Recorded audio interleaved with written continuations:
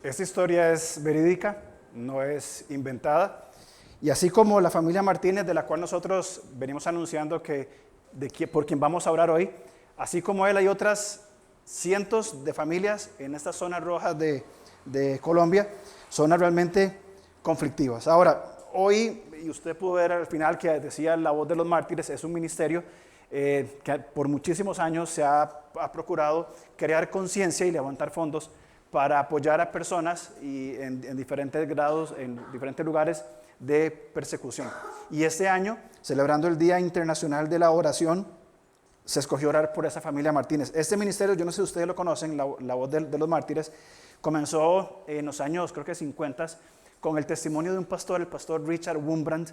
Hay libros increíbles sobre la historia de este hombre, de cómo conoció a Cristo de una forma celestial, y fue prisionero durante la Segunda Guerra Mundial en campos de concentración, y él junto con su esposa Sabrina se dedicaron toda su vida para hacer conciencia, crear conciencia de lo que implica esta parte de la iglesia que es perseguida. Por más de 50 años se han dedicado a inspirar a todos los creyentes a la fe, dándoles o hablando sobre este compromiso. Ahora, ¿qué tiene que ver con nosotros todo esto? O sea, ¿por qué nos interesa a nosotros como creyentes aquí en San José, en Costa Rica, que no estamos en Colombia, que no estamos en Senegal, que no estamos en Mauritania? ¿Qué nos interesa a nosotros hablar de estos temas? Bien, primero, creo que es importante crear la conciencia de que esta es una parte del cuerpo de Cristo. 1 Corintios 12 habla de la unidad del cuerpo y que como si una parte del cuerpo se duele, pues todo el resto del cuerpo también se duele. Y estas personas en Colombia, en Cuba, en el norte de África, en países asiáticos, son parte del cuerpo de Cristo, como nosotros, son hijos de Dios como nosotros, son hermanos en la fe como lo somos nosotros, son parte de un mismo cuerpo, una sola iglesia, somos discípulos de Jesús. Entonces no hay una distinción, no hay una diferencia entre esta parte de la iglesia y nosotros. Pertenecemos todos al mismo cuerpo. Y Corintios dice que si una parte del cuerpo se duele, todo el cuerpo se duele. Entonces tenemos que entender que es muy importante para nosotros este asunto. Ahora, el llamado de la iglesia, y usted leyó ahí, y por favor acompáñeme a Juan capítulo 20, versículos 19 en adelante, el llamado que tiene la iglesia perseguida, y usemos este nombre, los expertos, los misiólogos, dicen que no tenemos que hablar de la iglesia perseguida, porque no somos dos iglesias, es una sola iglesia, es la iglesia. Bien, y ellos afirman o proponen, hablemos de la parte de la iglesia que sufre. Y siguiendo esta línea, esta parte de la iglesia que está sufriendo, bien, no tiene un llamado especial, no son mejores que nosotros, no tienen capacidades diferentes a nosotros. Hay un solo asunto diferente, y es el contexto donde el Señor voluntariamente les colocó. Y esto es muy importante y creo que es muy reflexivo para nosotros entender la importancia del contexto de donde el Señor en su soberanía nos colocó. Lo he preguntado antes y lo vuelvo a preguntar hoy. ¿Por qué está usted en esta iglesia? ¿Por qué se congrega en esta iglesia? Probablemente hay muchas iglesias que le queden más cerca que esta. Hablando geográficamente, de una forma estratégica, probablemente hay iglesias que le queden más cerca, más cómodas. El Señor en su soberanía, por una u otra razón, le ha guiado a que nosotros nos congreguemos en este lugar. Yo creo que la minoría somos de esta zona, ¿verdad? La mayoría son fuera. Y aún el Señor, hace 20 años atrás, nos dio este terreno en este lugar, interesantemente en el centro de San Francisco de los Ríos. Justo, si usted ve un mapita de San Francisco, en el centro. ¿Por qué? Soberanamente el Señor nos ha colocado aquí. Y nuestro contexto en esta comunidad es único. Y en nuestro rol, nuestro llamado a usted en su comunidad es único, donde el Señor le coloca soberanamente en su voluntad. A estas personas en Colombia, en las zonas rojas, ustedes vieron que el militar hablaba que usted habló con mis enemigos. Aparte del gobierno, están los paramilitares y las guerrillas. Y ese conflicto en el medio es bastante complejo y en medio están quienes, pastores con sus esposas, con sus familias, que están expuestos. ¿Por qué?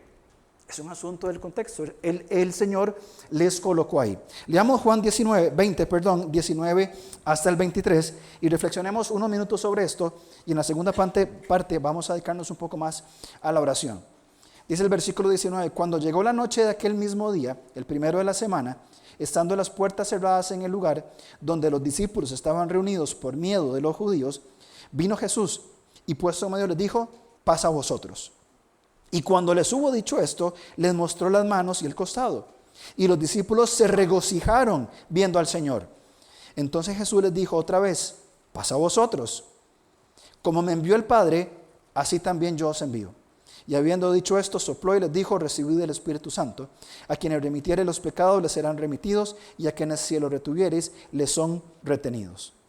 Cuando hablamos nosotros de estos pasajes, bien, y la propuesta que hace este ministerio de la voz de los mártires con el día de hoy es que los discípulos bíblicos, y entendemos que discípulos somos todos los creyentes que seguimos a Jesús, que los discípulos bíblicos somos enviados por Dios para proclamar el mensaje del Evangelio. Somos evangelistas en nuestro contexto, en nuestra realidad. Fíjense en la última expresión, a cualquier costo. Es el llamado bíblico, a cualquier costo. Al costo de una diferente cultura, al costo de la humillación, de la vergüenza. Y entendemos que en nuestro país no hay una persecución física, nadie nos va a apedrear por ser cristianos. Hay una persecución ideológica a nivel mundial, generalizada en contra de todo lo que se llame cristianismo, ¿verdad? Pero más allá de eso no. Pero hay un costo que pagar. Y muchas veces lidiamos con la vergüenza, con la pena, no, ¿cómo le voy a decir yo de Cristo si yo apenas lo conozco? ¿Cuál es el costo? Y mientras yo veía estos videos, y lo vi muchas veces, y todas las veces se me quedaba pegado un nudo en la garganta. No sé si a usted le pasó cuando el paramilitar se quebranta y pide más Biblias. O sea, esto pasó en realidad. Y yo no sé ustedes, pero a mí me cuesta entender que esto pasó en realidad. Esto fue así. Un hombre violento, asesino como estos, algo tuvo que haber pasado con el pobre de Marcos, ¿verdad? Que ya no está muerto. Que este otro paramilitar le dijo, necesitamos más Biblias. Este simple hecho de tener la palabra de Dios escrita en el idioma de su corazón, en nuestro caso en el español, pero cuántas cientos de tribus y de etnias no tienen ni siquiera el Nuevo Testamento en su propio idioma para escuchar de Jesús en el lenguaje que ellos van a entender. No lo tienen. ¿Cuántas Biblias tiene usted en su casa? Yo tengo un puño como de 12, 13 Biblias ahí guardadas, las que ya usé, las que cambié, y hay mucha gente que no tiene. No implica que no pueda tenerlas yo, por supuesto que no. Entonces, hay dos preguntas que me planteaba mientras leía y reflexionaba en todo esto. Primero, ¿cuál es el costo que estoy dispuesto a pagar? Y mientras me hacía esta pregunta, venía a mi mente, por ejemplo, el pasaje de Daniel, sus amigos, cuando el rey decía, al sonido de la música todos se van a postrar. Y esos tres hombres dijeron, no, nosotros no nos postramos. Daniel dijo, si me tienen que echar a los leones, dele viaje, no hay ningún problema, tírenme. También me acordaba en estos pasajes cuando Pedro le dijo, Señor, jamás te voy a abandonar, si fuera necesario, Señor, iría contigo hasta la muerte. Y Jesús le dijo a Pedrito, 3 veces me vas a negar esta noche. No sé usted, yo me identifico más con Pedro. Yo no sé si tendría la valentía en un contexto violento donde mi vida y la de mi familia depende de que yo diga que soy cristiano o no, si yo lo voy a hacer, no lo sé. Por eso no opté por responder esta primera pregunta. Y yo no sé usted qué respondería. Yo creo que hay que estar en ese momento, en ese lugar específico, para saber lo que verdaderamente diríamos. Aquí todos diríamos, yo firme por la fe, firme adelante y moriría cantando, he decidido seguir a Cristo. Yo no me atrevería a dar esa respuesta. Yo no sé qué haría yo. ¿Amo al Señor? Por supuesto que sí. ¿Quiero seguirle? Lo intento todos los días. Pero yo pondría mi vida o aceptaría la muerte a pesar de que sé que si muero, como dice Timoteo, yo sé quién ha guardado el depósito de mi fe, sé en quién he confiado y no tengo temor de morir. Si me muero y ya está, estoy con el Señor y se acabó la historia. Pero en ese momento de tensión, esos minutos, segundos, donde por cierto no son los únicos, en la historia de la iglesia han habido cientos de miles de cristianos asesinados por su fe. Dice la historia que Nerón, entre sus entretenimientos con los cristianos, tomaba cristianos vivos y los empalaba, es decir, con una lanza les clavaba en el estómago, la ponían la lanza en el suelo y aún agonizando les prendían fuego. Y hacía todo un pasadizo con antorchas humanas registradas en la historia, por decir una cosa entre otras muchas. Hombres fieles como Policarpo murieron en un caldero de aceite hirviendo, diciendo: por 84 años el Señor ha sido fiel conmigo, ¿por qué habría yo de negarlo en este momento? Y entregó su vida ahí. Y podríamos hablar de una y otra historia, pero yo al menos no me atrevo a responder esa primera pregunta. La segunda, si hago un intento. ¿Por qué? ¿Por qué debería pagarlo? Cuando leemos nosotros este pasaje, pasa a vosotros, como me envió el Padre, así también yo os envío, estamos entendiendo que el Señor nos da de su paz. Él provee de la paz para esos momentos. Este actor, pues, es un actor. No creo que difiera mucho de la realidad cuando este hombre, si tuvo la valentía de enfrentar paramilitares y decir: hagan lo que quieran, yo soy pastor, no me voy a vender a ustedes, aquí hay Biblias. Probablemente tendría una paz sobrenatural, una paz como la que habla Filipenses, que sobrepasa todo entendimiento. ¿Cómo vas a negarte si está aquí tu esposa y tu hijo? Es una paz que sobrepasa todo entendimiento. Aquí hay dos palabras muy interesantes. Cuando hablamos, hay dos veces que se usa la palabra enviar, y en el texto original son dos palabras diferentes. La primera, como me envió el Padre, ese primer envío es una palabra que tiene que ver con una comisión específica, con una tarea específica y puntual. Es decir, el Padre le dio al Hijo una tarea puntual y tiene que ver con cumplir su misión, con encarnarse, estar en este mundo, dar su vida por nosotros, resucitar. Pero la segunda parte, este segundo envío, tiene que ver con el fruto del trabajo que el primer envío se hizo. Es decir, este segundo envío, nosotros, usted y yo, somos enviados, no con la misma misión de Jesús, sino a continuar esta misión. Es decir, Jesús es enviado por el Padre, y Él dice: consumado es, ya está hecho. Ahora, por esta obra, por este primer envío que ha sido hecho, entonces ustedes, mis discípulos, van a ser enviados. No por cuenta propia, no como llaneros solitarios que van a hacer simplemente lo que les parezca mejor. Es que vamos a continuar esa misión de Jesús, no porque esté incompleta, y ya lo vamos a ver, está completa, es terminada, pero hemos sido comisionados a extender, a continuar llevando esa obra. ¿Y cuál es esa obra? Que el mundo sepa quién es Jesús. Y cuando digo mundo, tal vez suena muy utópico, de pensar así un día todo el mundo.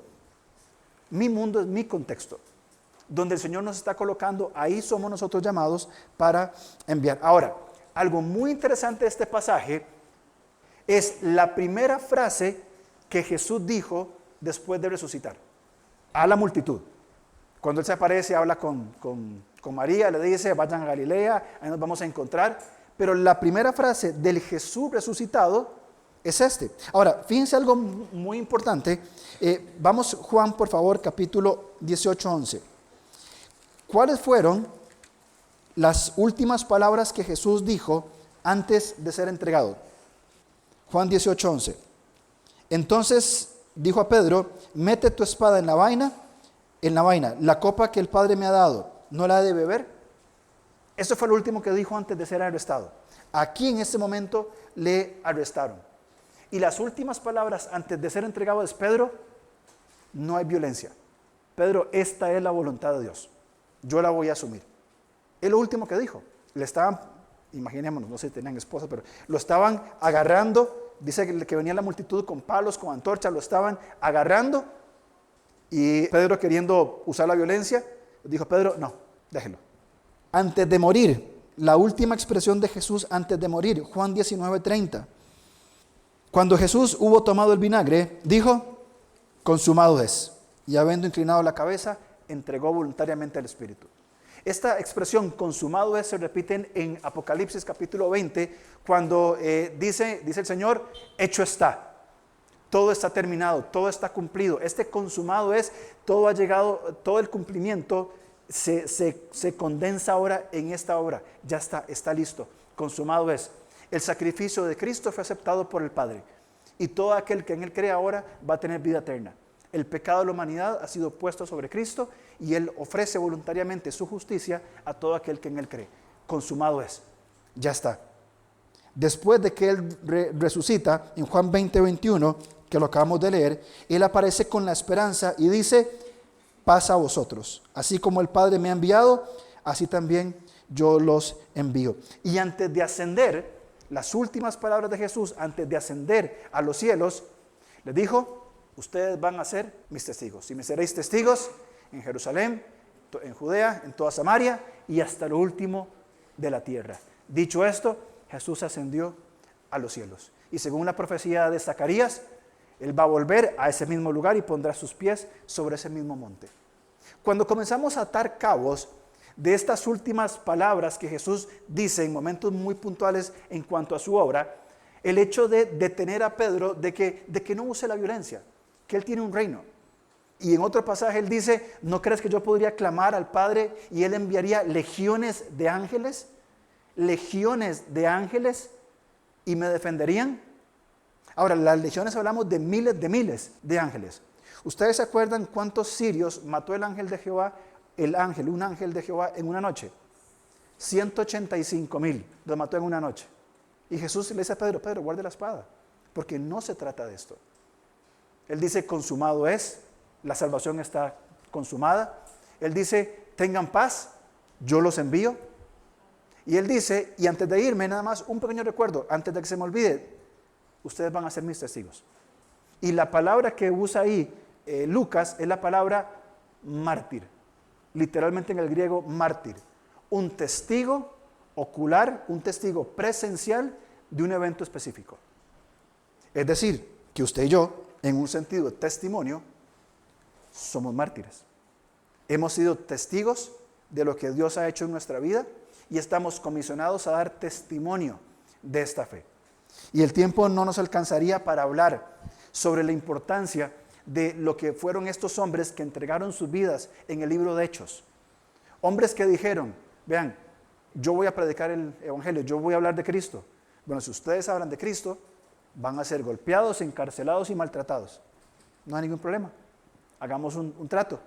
Nosotros predicamos y ustedes nos golpean y ya está. Y así fue, uno tras otro, tras otro. Entonces tenemos que ir dimensionando lo que implica el precio a pagar. Por eso, como les dije, yo no me atrevería a decir: sí, yo en ese momento de fidelidad, yo voy a demostrar, me encantaría hacerlo. Y morir con esa dignidad si algún día me toca hacerlo. Yo no lo puedo afirmar. Tendría que estar en ese momento para saber cuál sería mi respuesta genuina, considerando las circunstancias. La respuesta al miedo es la paz. Los discípulos tenían miedo, estaban encerrados por miedo a los judíos. Habían matado a Jesús 2 días atrás. ¿Cómo no habrían de matar a estos seguidores que no eran nadie? La respuesta al miedo es la paz. Jesús se acerca y les dice: vean, aquí están mis heridas. La evidencia de la paz es la presencia de Dios. Yo soy con vosotros todos los días hasta el fin del mundo. Esa presencia, ese contemplar sus heridas es la evidencia de la paz. Y la provisión a ese miedo que estaban sintiendo, un miedo muy real, un miedo genuino, un miedo válido, es el Espíritu Santo. ¿Tenemos nosotros la paz de Dios? Sí. ¿Estamos en la presencia del Señor? ¿Él está con nosotros? Por supuesto que sí. ¿Tenemos la provisión del Espíritu Santo para responder al miedo que podemos vivir indiferentemente cuál sea nuestro contexto? Por supuesto que sí. El mismo llamado que tiene esta parte de la iglesia que está siendo perseguida es el mismo llamado que usted y yo tenemos, en diferentes contextos. El asunto es cómo vamos a responder en nuestro contexto, en nuestro lugar, cuando nos corresponda compartir el evangelio. ¿Nos vamos a callar? ¿Nos va a dar vergüenza? ¿O tendremos la seguridad, la certeza de decir: yo creo en el Dios Todopoderoso, en Jesús que me ha dado vida eterna? ¿O preferimos ocultarlo?